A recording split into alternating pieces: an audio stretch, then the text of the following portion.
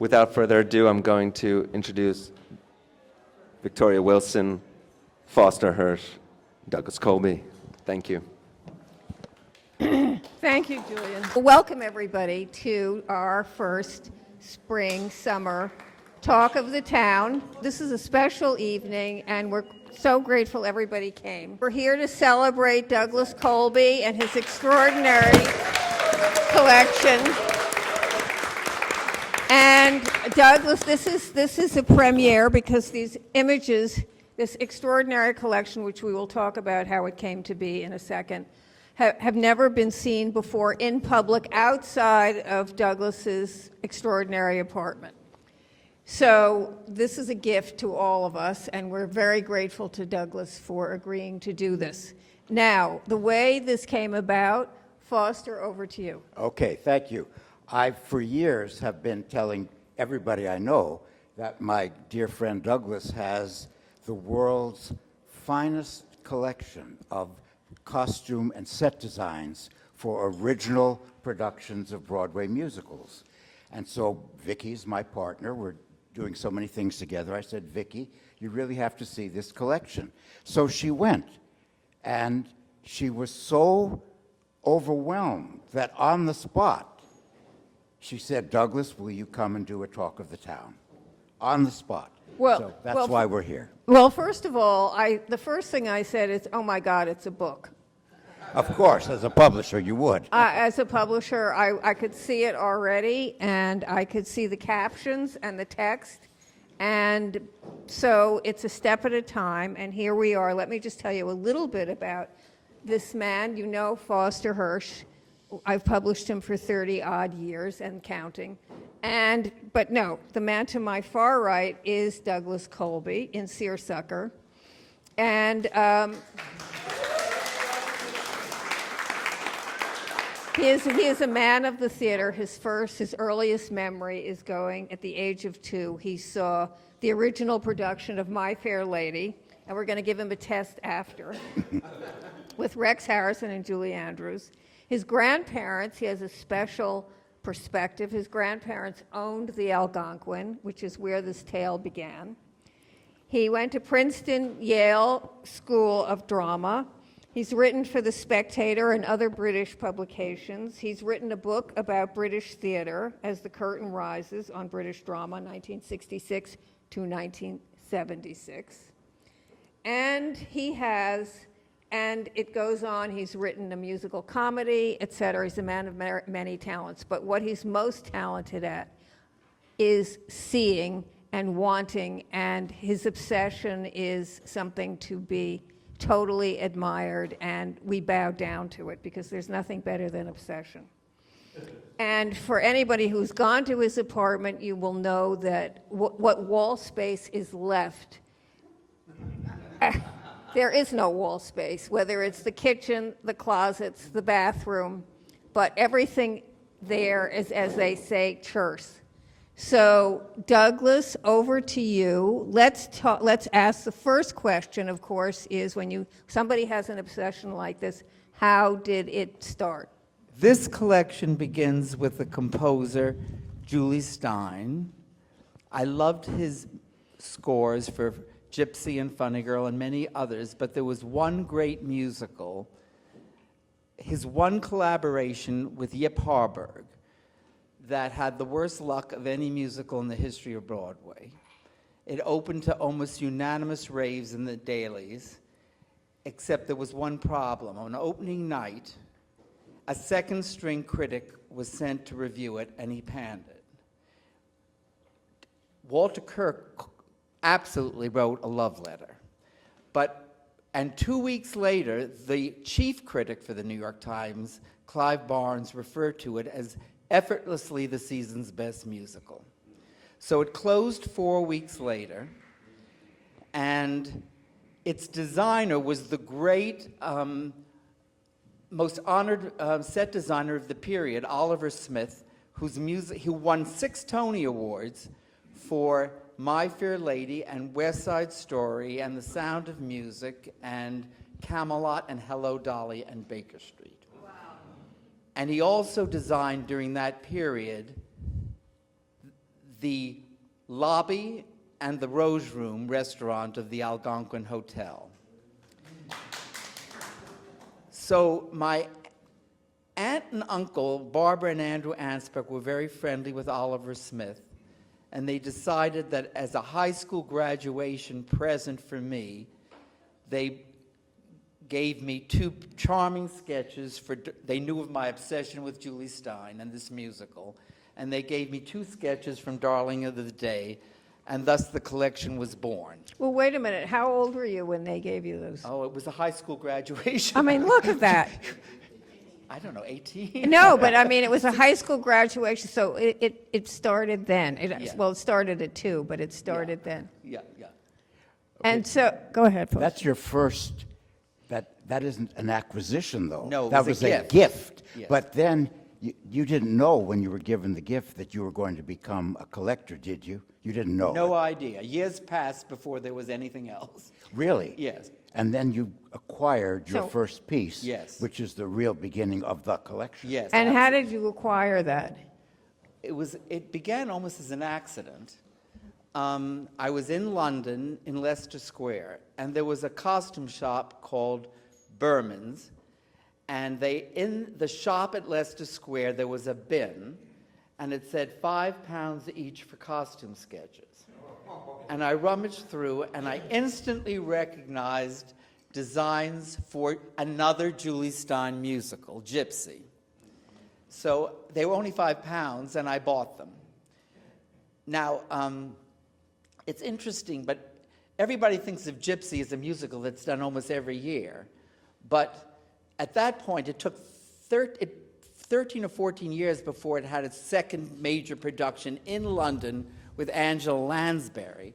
And I was already thinking like a collector. Well, are these for the Angela Lansbury production, or are they for the original with Ethel Merman? So I did my first detective work, and I got in touch with the designer was the great Raoul Penn Dubois. And I got in touch with his assistant, David Tozer, and he informed me that when they did the Lansbury revival, the intention was to recreate the look of the original 1959. All the designs were taken from New York to London, and he looked at them and he said, these are all the originals. So, over the years, I actually got 1 or 2 more. But wait, Douglas, before we go on, I want you all to know we don't fool around here at the Coffee House, Salmagundi. We have an original cast member from the 1959 Gypsy. She was the original Dainty June, and she is here tonight, Lane Bradbury.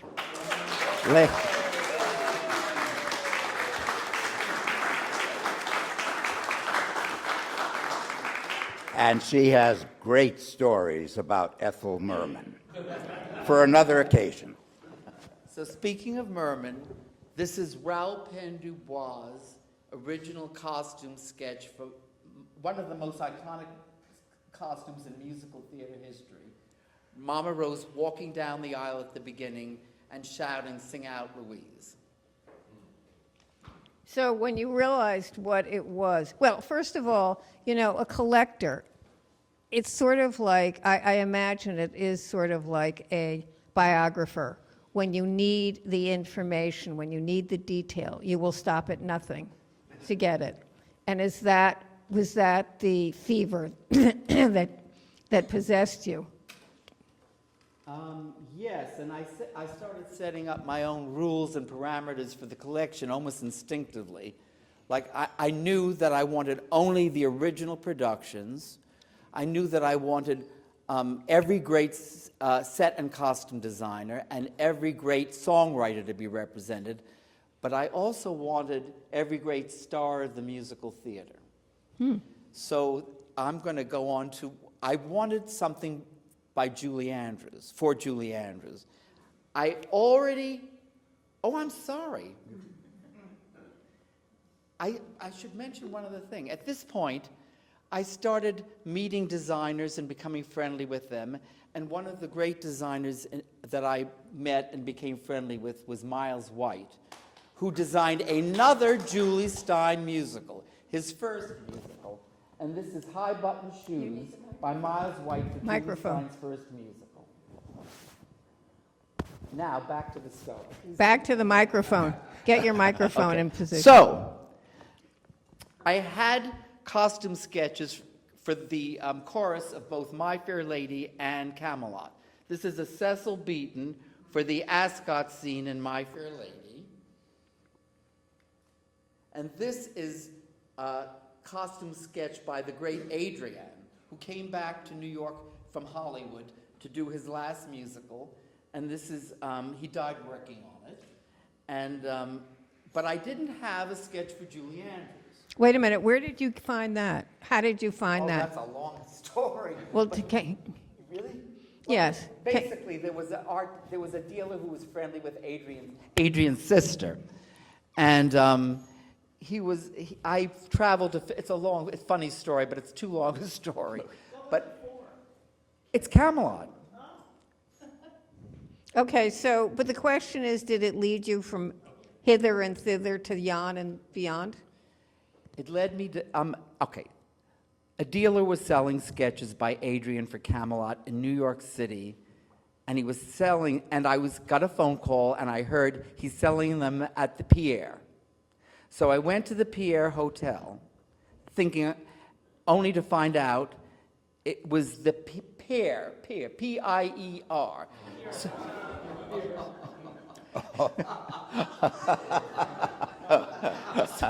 So I went to the pier thinking I'd catch him, and it was too late. But luckily, my friend had got his card, and then I had to travel to Philadelphia to meet him.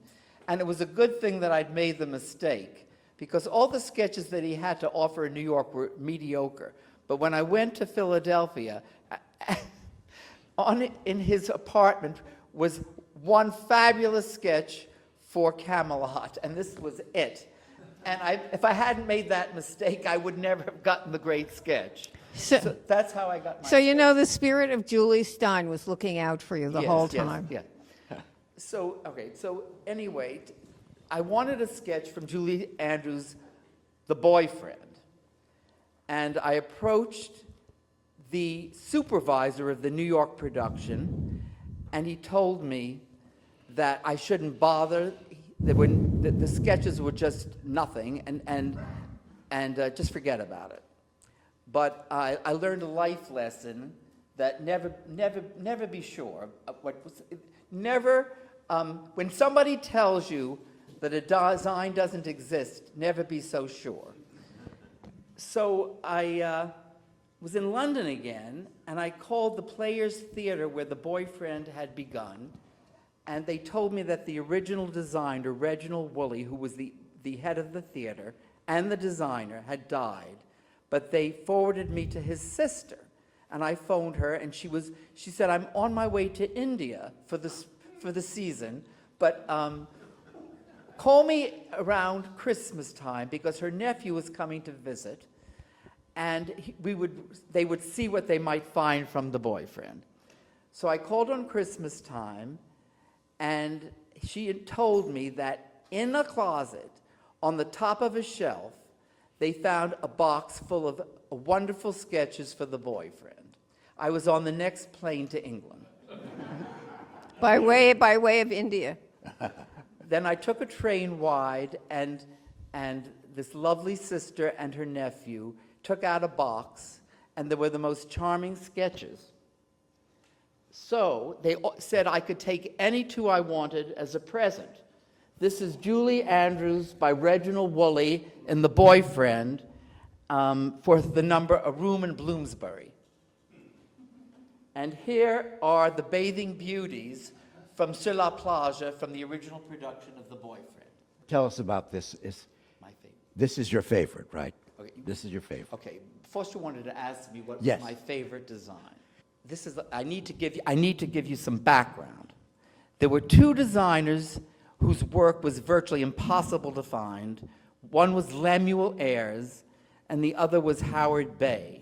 I mean, truly, 10 or 15 years went by, and I couldn't find a single major piece. And then one day, I received a phone call from Howard Mandelbaum, who is here tonight. And Stand he- up, Howard. You're our hero. Yay, Howard. And he was doing an appraisal of the estate of Morton DaCosta.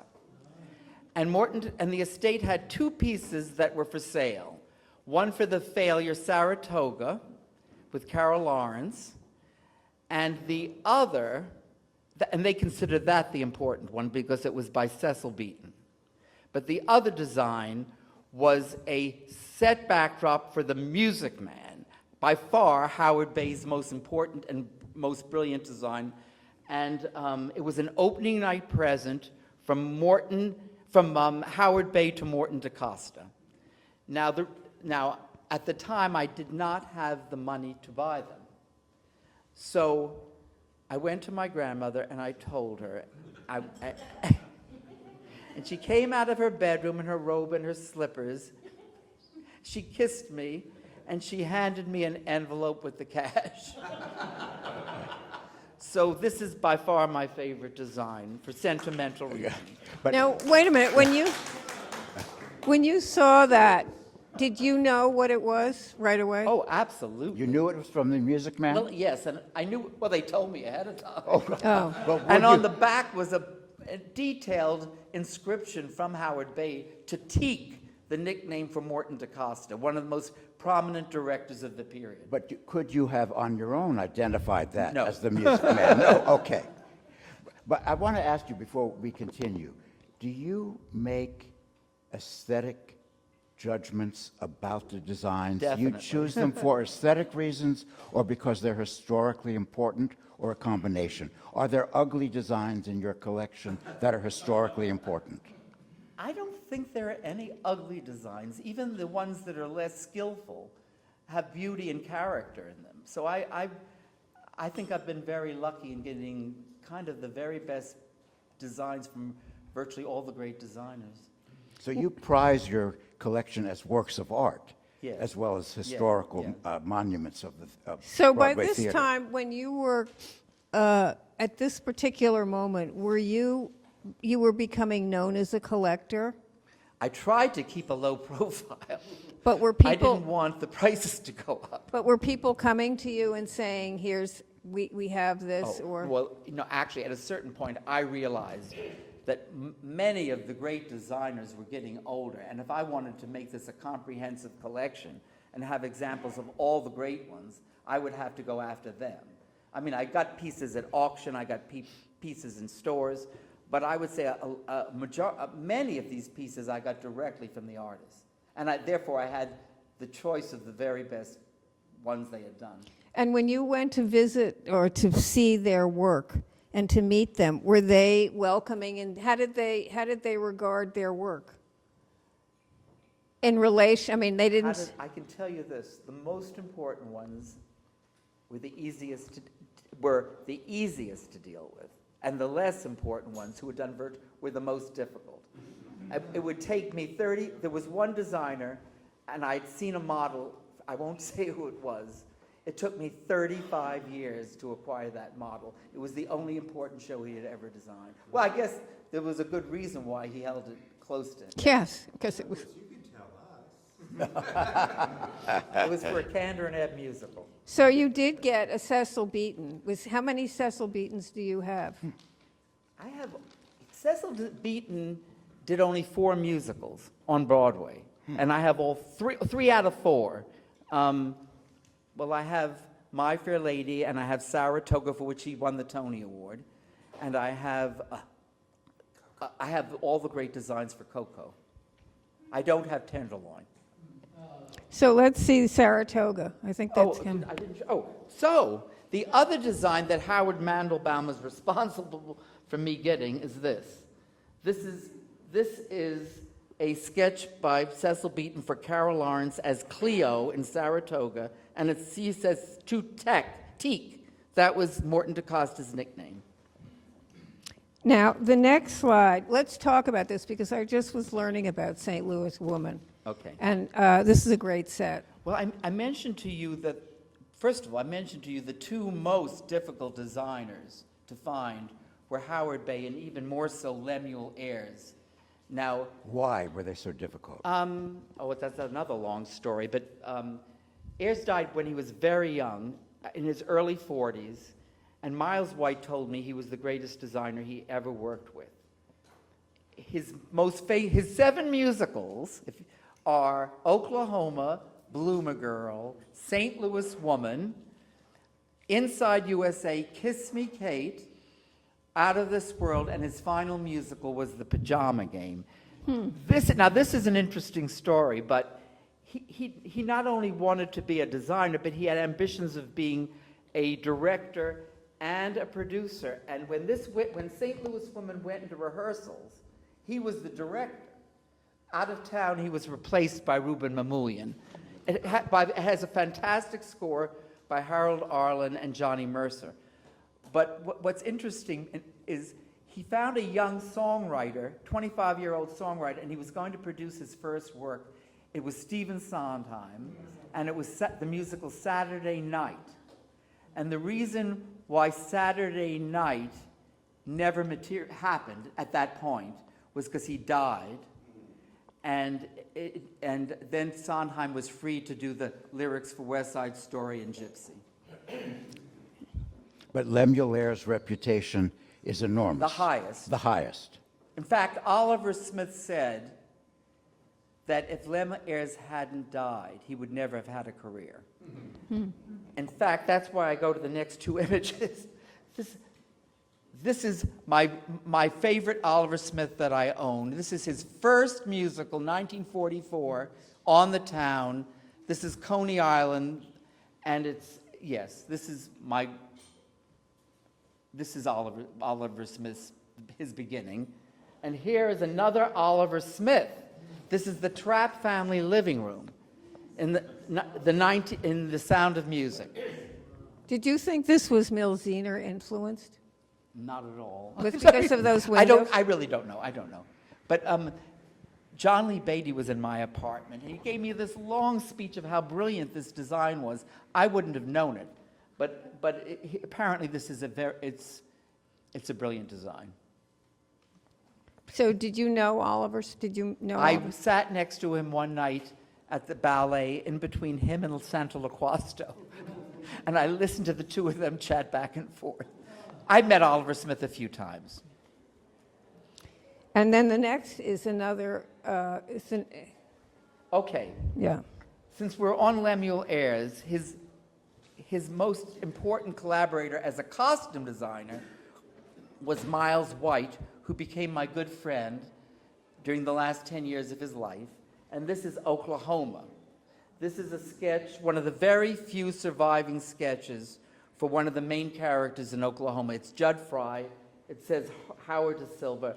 This is when he goes to the party and tries to kill Curly. That's okay. And the next is the great Irene Sharaff. Well, this is an Irene Sharaff for Candide, 1956. Irene Sharaff told the great illustrator Hilary Knight, who's a friend, she told him that the costumes of which she was proudest were the peasants in Candide, 1956. Did he say why? No. But it's interesting, though.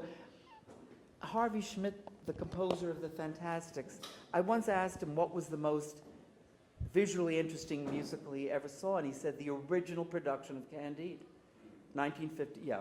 Isn't it considered one of the greatest productions ever? And it lost the Tony Award to My Fair Lady. Same year. Yeah. Same year. Okay, the next is Robert Edmund Jones. Okay. Well, this is kind of a great That's a beauty. It's Robert Edmund Jones, who is kind of the father of design in the American theater, designed very, very few musicals. He's best known for his Eugene O'Neill, but I know of only 2 musicals he designed, but this one, Lute Song, 1945, starring Mary Martin, was considered one of the great designs. In fact, the Saturday Review took a poll among all the great designers and asking them what they considered to be the greatest design, and this was in the top 3. One second, I got it. See, that's the cover of the Saturday Review, and there's another design from Lute Song. Incidentally, Mary Martin was the star, but when Rodgers and Hammerstein were doing The King and I, and they were looking for a king, Mary Martin suggested a member of the cast of Lute Song, Yul Brynner, and that's how he was cast. But Lute Song was not a success. It ran about 5 or 6 months, but it was considered a beautiful musical. Beautifully designed. Well, this is kind of an interesting story. I know of one other major musical he designed. In 1943, Mary Martin was offered 2 musicals. One was called Away We Go. She turned it down. Out of town, it was renamed Oklahoma. The musical that she decided to do was Dancing in the Streets by Howard Dietz and Vernon Duke. It closed out of town, but it was designed by Robert Edmund Jones. Isn't Edmund Jones the grandfather of theatrical design in America? Absolutely. Oh, he did O'Neill's plays. Yes. But he was not known for musical theater. There may be one other musical, but Lute Song is, if you're going to have a Robert Jones for a musical, this is the one to have. So Roar of the Grease Paint. I just think, look, Robert Edmund Jones was a great American designer. If you ask anyone designing in England today who was the greatest British designer of the last 70 years, they all refer to Sean Kenny, who's best known for Oliver. Oliver, and Oliver, you could never do a production without Oliver without using that original design. It never was as big a success. Is that contractual? No, just everybody chose to use that original design. He was a student of Frank Lloyd Wright, and he died also very young, so there are very few Sean Kenny musicals. But this is The Roar, The Grease Paints, The Smell of the Crowd by Anthony Newley and Leslie Bricusse. Okay, so the next one. Okay, but if anyone asked me the most stylish musical I ever saw, it was Nine in 1982. A gorgeous score, but even more gorgeous designs, with fantastic costumes by William Ivy Long. And guess what? William Ivy Long is here tonight. And even more gorgeous.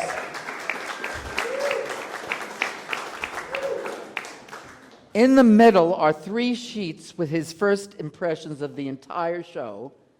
On the bottom is the finished version of Saragina singing Be Italian. And on the top is one of the most iconic costumes in musical theater history, Anita Morris in her semi-see-through bodysuit, and she stopped the show with a call from the Vatican. William, how influenced were you by the film? Not at all. I always, when I'm working with auteurs, I say, should I pay attention to, for instance, the producers, the movie? And Mel says, no, I want you to. But yet I say, should I pay attention to Young Frankenstein? And he says, yes, absolutely, down to the last. And I don't question why, but I think that's my job to ask. But since we didn't meet Fellini, we had Tommy Tune was but remember, he wasn't the great genius that he is now then. He was still we were just kids. And so I asked him anyway, and he said, oh, no, just meet the ladies and then think of things. That's what Tommy said. So, but you were familiar with the film, of course. You'd seen it. Absolutely, Yes. absolutely. But you weren't pledged. Being a nerd and You weren't devoted from the to South, it. and I wanted to appreciate culture. So of course I'm going to be ravenous. And is that that's one of your favorites, Douglas? It is isn't my it? favorite. It's your favorite in terms Among of the style. absolutely my favorite costume pieces in the entire collection. Really. Yeah. Do you remember how you came to that design for that costume? I'm sorry, what Do you remember how you came to that design? Yes, I was at, remember it was called Risque's first, and then it was called Sam's, and then it was called, what was that restaurant, right? It was Sam's. Sam. And these are all done on, some of them are done on napkins. I'm actually not kidding. And because, yes, like that. And I would just think, because remember I was meeting the ladies, and Tommy said, oh, just be inspired by the ladies. And then, of course, you know, you'd go to rehearsal and meet the ladies. And if you've got Liliane Montevecchi as one of the ladies, you're going to be inspired. And indeed you were. But a lot of these are on, did I ever give you one of the actual showgirls on the napkins? I did a lot of those. But they were done late at night drunk, mostly. You'll find a place, Anyway, well, we're glad you're here. Thank you. Okay, so Sunset Boulevard. Hello, Dolly first, I think. Oh, I thought it was Sunset Boulevard. Well, this is kind of an interesting story. I was in touch with Freddie Whittup for a few years. We had a correspondence, and I was interested in getting a design from Hello Dolly. And he sent me about 20 images of preliminaries for the famous Harmonia Gardens dress. And Hilary Knight warned me, never buy a sketch based on photographs. You have to see them in reality. So I flew to Florida. Freddie picked me up at the airport. He took me to his house. I went through a square room where he had one design for every show. And then he took me into his office and showed me the 20 sketches, and my heart sank. Hilary was right. Not one of them was as good as it looked in the photograph. But I'd remembered in that room, there was one really beautiful sketch, not of the famous red dress, but of the 11 o'clock numbers. Wave your little hand and whisper, so long, dearie. And this was the sketch. So I made an offer to Freddie, and he accepted it. And I brought back the best sketch he had for Hello Dolly. Now, there may be 100 sketches out there that he did over the years. He did over the years for that red dress. But I strongly suspect that this is the only sketch for So Long, Dearie. Now, I saw every Dolly in the original Broadway production, every one of them. Were the costumes changed for each new star, or were they the same? I only saw 3 of them, but I think they were the same, pretty much. The same. You don't redesign for a star. There were some variations. There were some variations. I mean, Carol Channing to Betty Grable to Ethel Merman. I mean, they're all such different personalities. Pearl Bailey. Oh. As opposed to red. Big deal. Yeah. Mm-hmm. Would you accept a design for any of those ladies? Is that all part of the original Broadway production, or just the opening night? It has to be star? the opening night, the original. It Yeah. has to be the Carol Channing only. And it says Carol Channing on it. Yes. Has to be pure. Okay, so here's my question. So at this point in your collection, were there costumes that you wanted? Were there set designs that you said, I absolutely have to get? There were definitely missing pieces, and many of them have taken, I'm not exaggerating, 30 years. Are And there I'm still after, well, There's still missing pieces, this aren't is there? embarrassing to tell you this. I want to have every composer represented, and I don't have the single most important composer, Jerome Kern. That would have to be the That's missing Sondheim. link. But I have, are there designers that I don't have? No, There but I are, mean, I'm saying at this point in your, at I that have point. pretty much everybody. but I there's- don't have many of the current people that are designing. I have only a few, but I think I have the best. But you're still on a quest. Oh, You're yeah. not complete. Actually, I acquired a piece today in the and it's sitting for me in an office. Should I tell you what it is? Yes, please. I wanted a design for the Rocky Horror Show. And I was in touch with a lovely designer named Sue Blaine for at least a couple of decades. And she had many sketches, but they were all for the movie. And I wanted only the stage production. And finally, she searched and she found one sketch that is for riffraff. And over the weekend, it was delivered to her agent in London, and I'm picking it up next week. So that you asked, that was an achievement that happened today. Okay, so the other day when we were going to speak, you said, "Don't call me because I'm going to be in an auction." Did you get it? Oh boy, it cost me a lot of money. Yeah, I have a wonderful section of Cecil Beaton designs for Coco. I have the main set design for Chanel's Salon, which I acquired from Tommy Toon. And over the years, I managed to get 3 of those finale red dresses, Michael Bennett's absolutely brilliant last sequence. And I had, if you come to see my collection, there are doors that open and there are hidden ones behind, and there's one empty frame, and I needed one more Beaton to finish Coco. And last week, there were 5 Beatons for Coco that went up at auction, and I got the most beautiful one. My friend Katie told me which one to get. Katie is my dearest friend from Princeton, and I got that sketch last week. So the Coco section is finished. But Douglas and I are always trading opinions, so I can't resist. Coco may have been a beautifully designed show. Beautifully choreographed. Beautifully choreographed and designed. It was a terrible show. A terrible show. Can you imagine Katharine Hepburn as a French designer? No. Am I right? It was a bad show. It Foster, wasn't good, but it had highlights that were so extraordinary. I mean, if you can look on YouTube and see that last sequence and Michael Bennett's genius, I mean, just that alone made the show worthwhile. But do you make judgments about what's included or not based on your opinion of the show?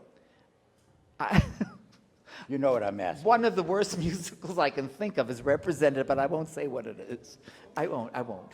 So you sometimes have a design from a show you don't respect. Sometimes if the design is good, or the designer's important, and it's the only show that designer did, yes.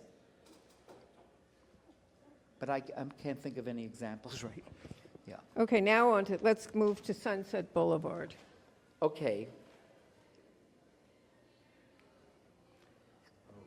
So this is the model for Norma Desmond's mansion in the original production of Sunset Boulevard, designed by John Napier. If you expect to see something like that in the current production, you're going to the wrong place. There are no sets.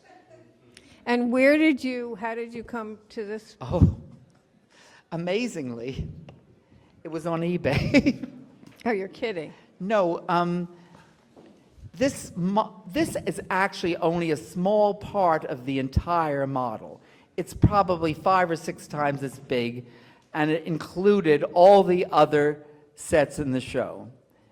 And it was in a box, and the way I got it was, the person selling it had bought it at an auction where City Opera somehow or other was selling this stuff, and this big box that nobody wanted because it was unmanageable. Nobody wanted it because the cost of a closet would have been so astronomical. So the person sold it on eBay for virtually nothing. He just wanted to get rid of it. So I took this section, the most famous section, her mansion, and I took it out of the box and it's on display. The rest of it's in a storage space. You have a few three-dimensional objects. Yes. Well, this one isn't. No. Okay. This is. I'm gonna skip to a few designers. Peter Larkin. This is a sketch for Lucille Ball's only Broadway musical, Wildcat, designed by a great designer, a wunderkind of the 50s, Peter Larkin.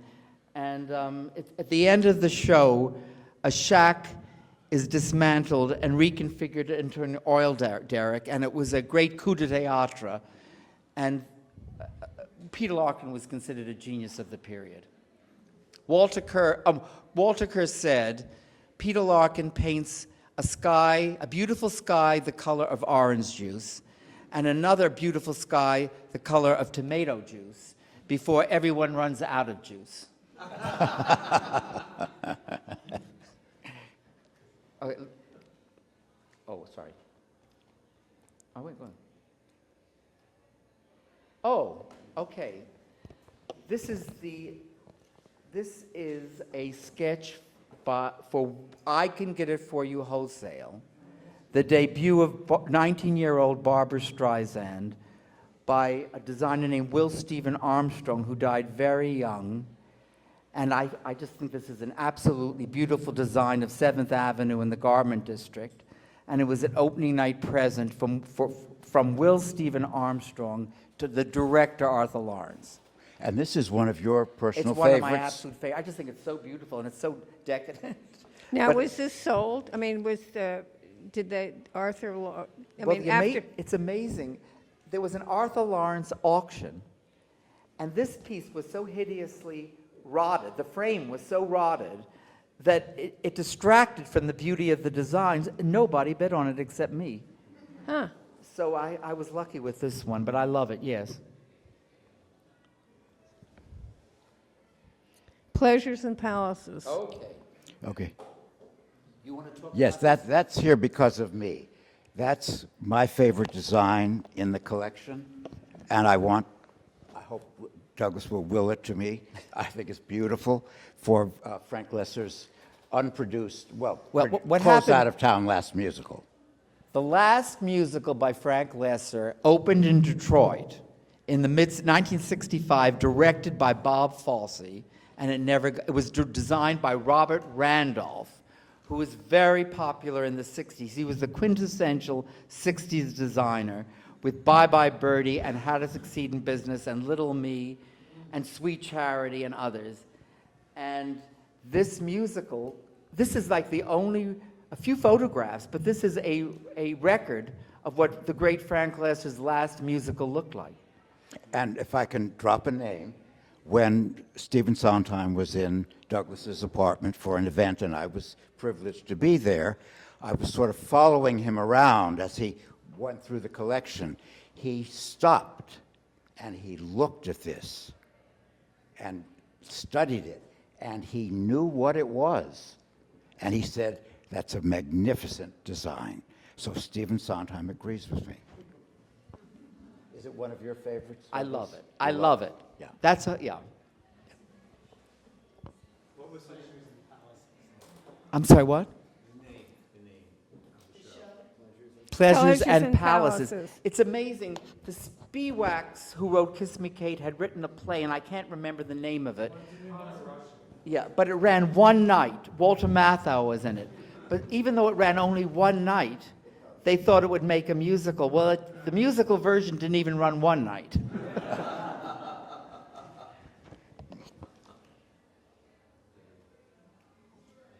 Okay, this is another model by William and Jean Eckert, who were very, very popular in the 50s and 60s. Their most, they did The Golden Apple and She Loves Me and Mame and Damn Yankees. But the musical that I was interested in was Fiorello. And I got in touch with the Eckerts and letting them know what I wanted. And I flew to Dallas, and that day I acquired a couple of preliminaries. But they took out sheets. They had never assembled a model. They took out sheets with sections of scenery, and I asked them why had they never put together a model.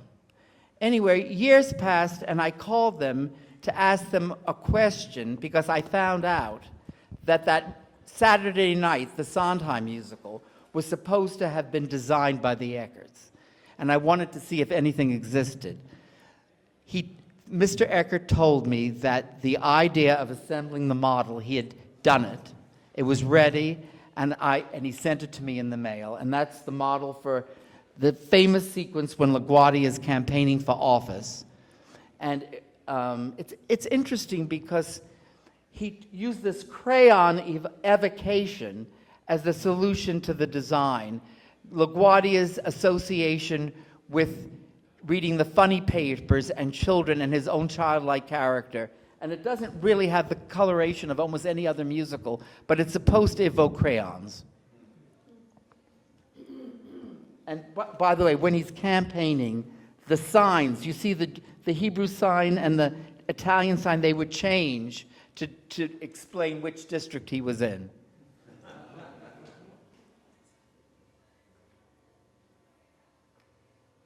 Okay. So this is a very well-known Joe Melziner design for Can-Can. And it's, Melziner had studied art in Paris and the French Impressionists.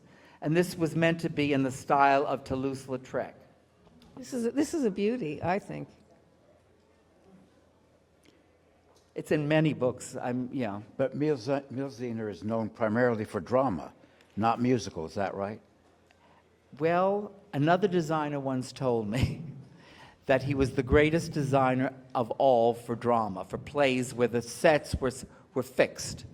But in terms of transitions and movement and mobility, Which you need it in wasn't a his musical. art. He wasn't a great designer for musicals. But yes, that's yeah.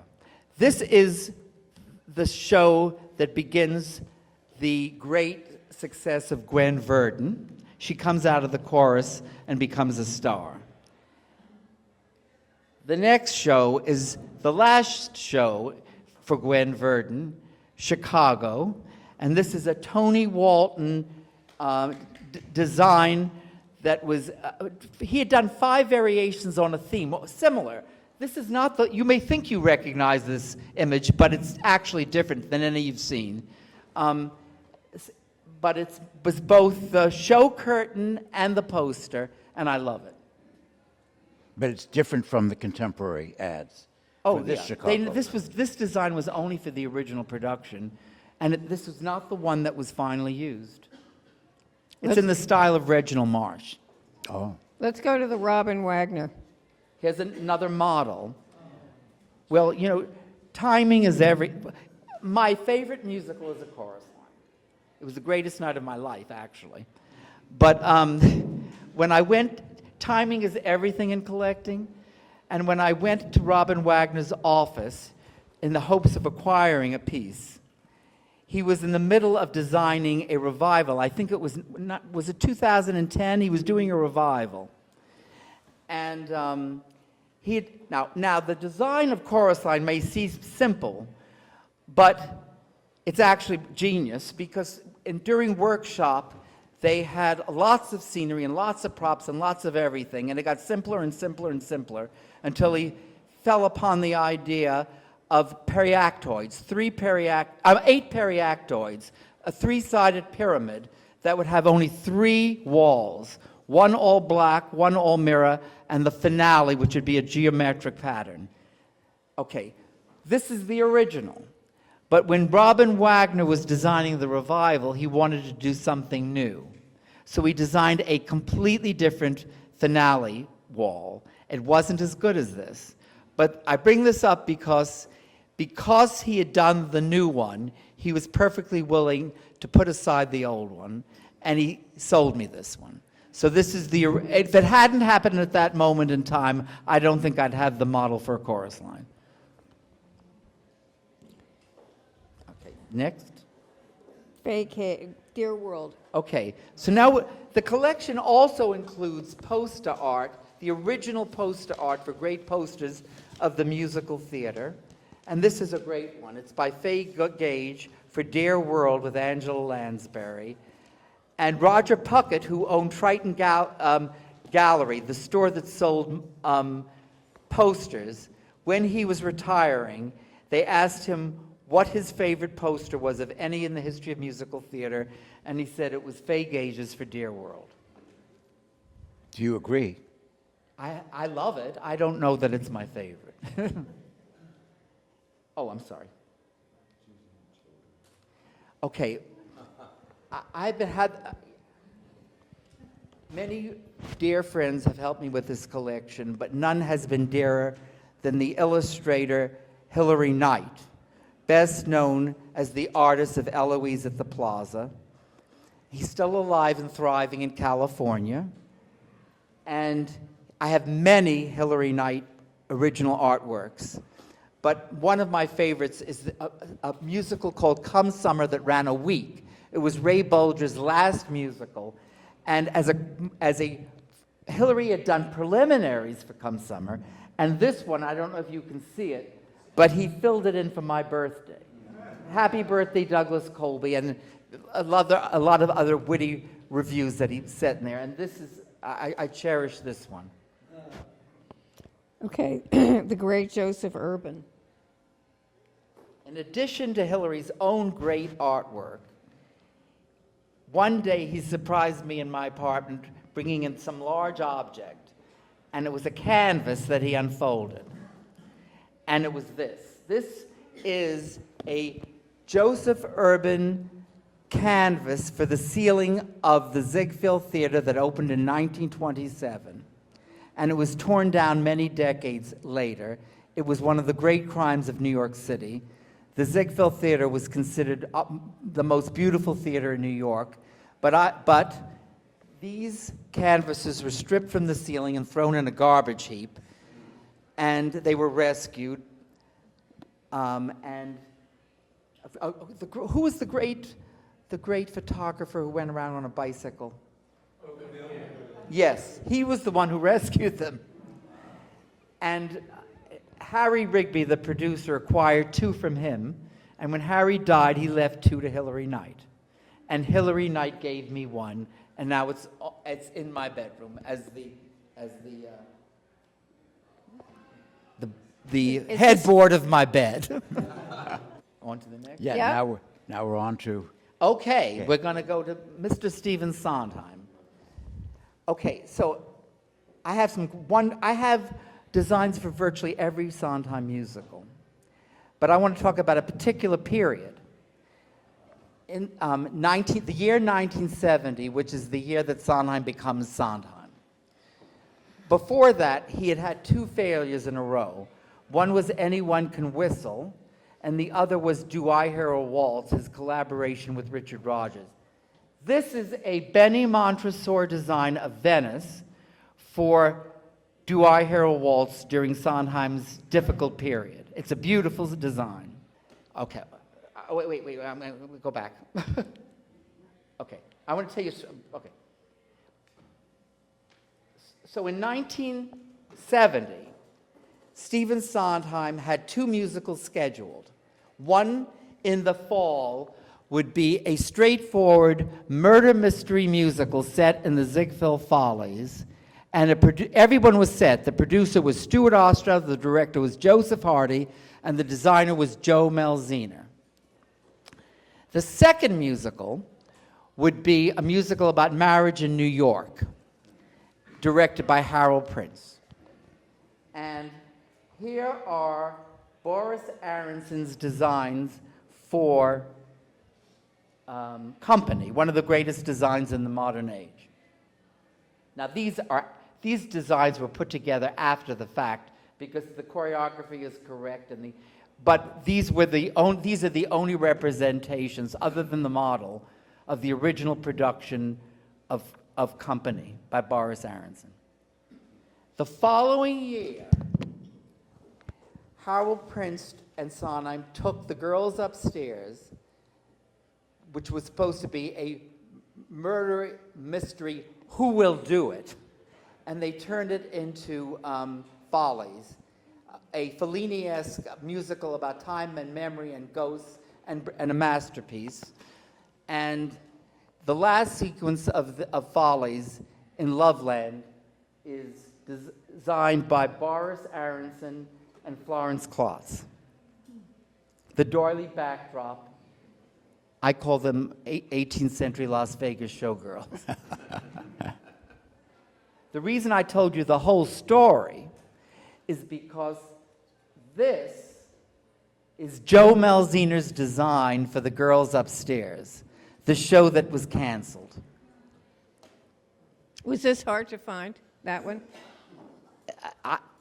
I got a phone call one day from John Lee Beatty telling me somebody was trying to sell it. Well, I grabbed it as fast as I could. Yes, it came from Joe Malzina's assistant. Okay, next, we're moving on. Okay, this is the evening I referred to. Douglas hosted a party for Mr. Sondheim, who was being inducted into.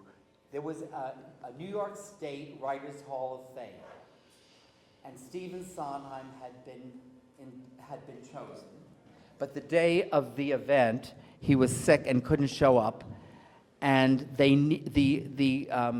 needed photographs of him accepting the awards, and the head of the museum knew about my apartment and that I had designs to represent most of his shows, and it took place in my apartment. So this is a sketch. This is, luckily, two of the designers of Stephen Sondheim's last Broadway musical showed up. The great Jane Greenwood on the right, and Adrienne Lobel, who did the sets, the costume designer and the set designer of Passion, are there with Mr. Sondheim, and they're observing Joe Malzina's design for the girls upstairs. They were fascinated by the fact that I had this design for the unproduced version. Here's, well, it's Sondheim and I at the piano. And this is, I'm showing Sondheim around the whole apartment in the bedroom. And here we have Jane Greenwood being addressed by Mr. Foster Hirsch. And she was charming. You can tell from that. Absolutely charming. So since we're on the subject of follies, this is a Vincent Minnelli. I don't know if you know this, but long before he was a movie director, he was a set designer and costume designer and a director. This is a Vincent Minnelli backdrop for the Ziegfeld Follies of 1936. It's directed by Vincent Minnelli, and it's one of the first musicals with choreography by George Balanchine. Great. And this was meant to look in the style of Salvador Dali, and it's for Josephine Baker. And I love this sketch. That's a great piece. Okay, let's get to, we have two more. Rhapsody in Blue. He only designed for like 3 or 4 years. He was the head of Radio City Music Hall, and then he directed on Broadway for about 3 or 4 shows. But Ziegfeld Follies was done at Encores, the Ziegfeld Follies of 36, and it's one of the greatest scores they've ever done by Vernon Duke and Ira Gershwin. Okay, you know the name Joseph Urban, but almost nobody knows the name John Wenger. Well, he was very, very important in the same period. He came from the same Austrian background, and he designed the first four out of the first 5 musicals by George and Ira Gershwin. He also worked for Vincent Youmans and others. This is the backdrop for a concert at Aeolian Hall in 1924. George Gershwin sat at the piano and played the premiere of Rhapsody in Blue. Great. Okay, and now for the finale. You have to see this to believe it. That is one room of the exhibition, the continual exhibition. On display permanently in Douglas's apartment. When you were there, Vicki, you asked if he lived there. He lives amidst this art, and who could resist it? But we're not seeing the kitchen, the closets, and several other areas and the bathroom. All right, now let's thank Douglas for an amazing evening.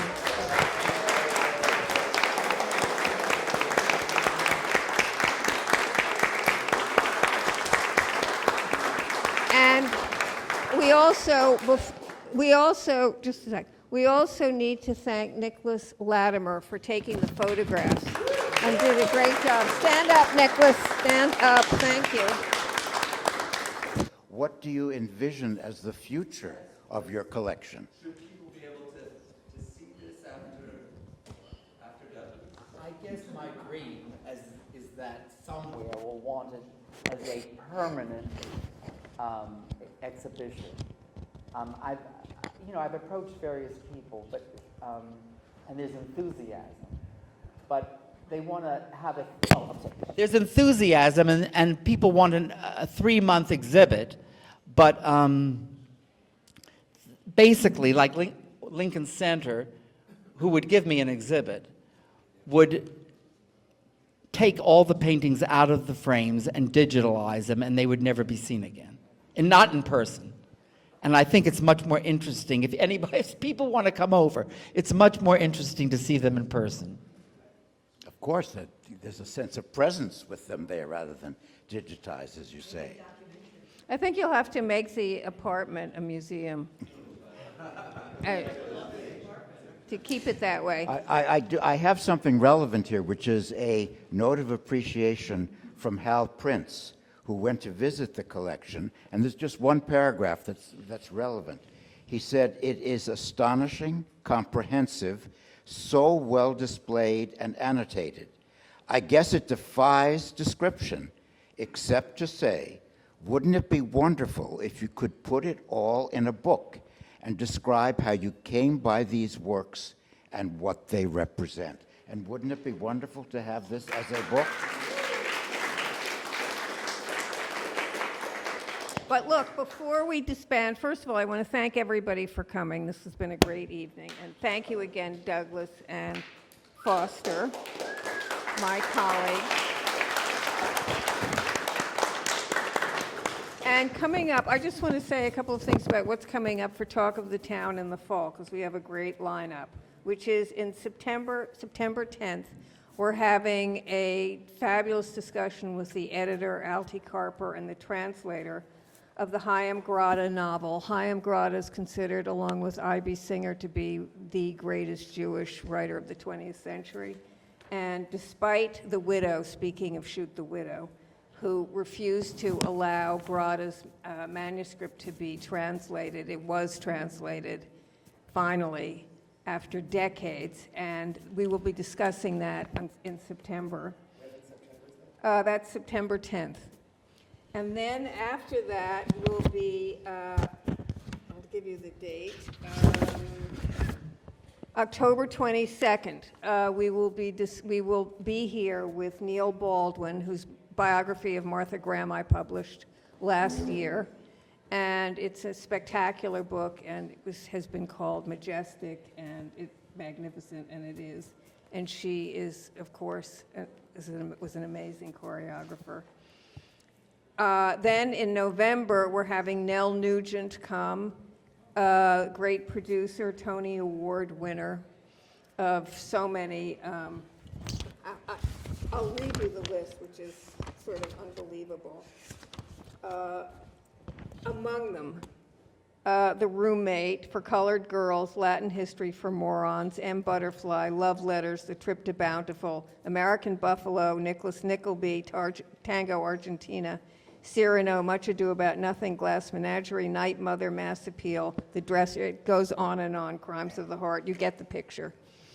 And then in December 10th, we're having a return appearance with Alice Quinn, who was the poetry editor of The New Yorker, head of the Poetry Society, and our own beloved colleague at Alfred A., what I call Alfred A. Gesundheit, otherwise known as Alfred A. Knopf. So everybody stay tuned, much more to come.